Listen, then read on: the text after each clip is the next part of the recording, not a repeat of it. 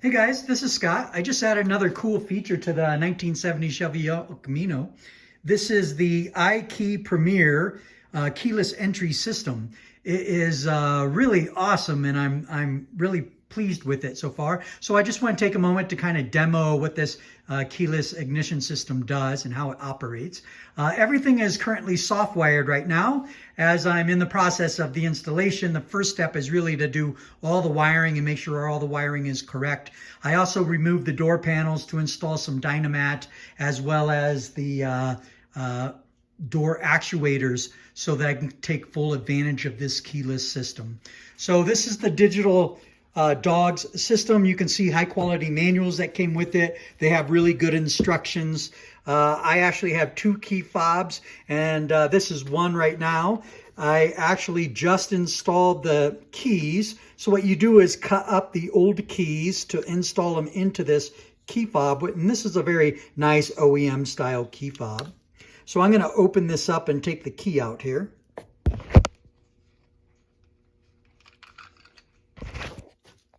So now you can see the key comes out of the back, and that's the key that I need to open the doors in case the alarm system isn't working or the battery dies or anything. I can still get into the doors.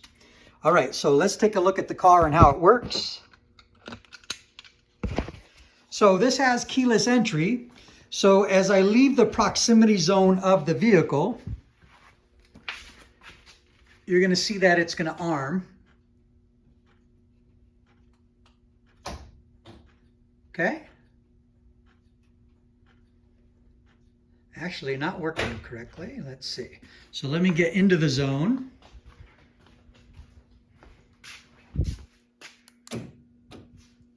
All right, I was already in the armed state, so let me go back out. Okay, so that arms, one flash and arms. Right now I have the alarm actually disabled so I can do all these features and testing without the alarm blaring and hurting my ears. So now if we go to the interior and you walk to the car, it unlocks the doors as you just saw there. So unlock.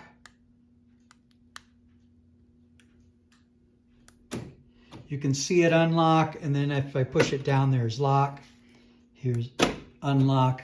All right, so again, it's sensing that the key is in the zone of the perimeter. Therefore, it won't let me lock it because it's on that keyless function. And you can see the remote flashing, which indicates that I'm inside that perimeter zone. So now I can enter the vehicle.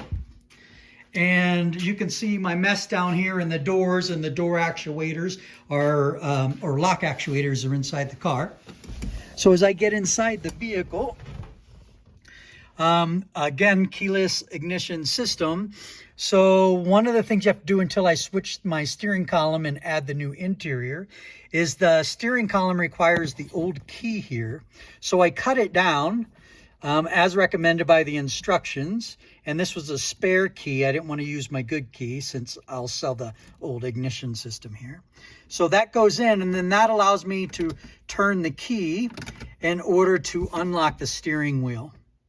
The new I did it column that I have on order and coming has ignition delete. So all that'll be gone, and I don't have to worry about any key lock for the steering wheel. And then what I did temporarily, which I'm really proud of and came out great, is that the start button is actually located in the lighter spot. It was an absolute perfect fit. iKey has many options for the start-stop buttons, and I wanted something blue that matches the console in my other colors. I also wanted a 22 millimeter, and that just happened to fit in the lighter spot. So now what I really have is, instead of having a cigarette lighter, I have an engine lighter. Get the humor? Kind of funny. Not so funny, but to me it's hilarious. So this is my new igniter lighter. And in order to operate the system, you do have to press on the brake. As you do, you can see it flashes indicating that it's ready to start the vehicle. But I'm still working out a couple of bugs here, but I'm going to hit it once in order to turn on accessory 1. And then the second time, you can see the gauges started. And as you listen closely, if you can hear that, you could hear the fuel pump start. So that's all set. And now all I have to do is press on the brake, press my ignition lighter. Baby fires right up. And I'm ready to drive. In order to turn it off, press and hold. System's down. I'm ready to leave the proximity. I exit the car. Close the doors.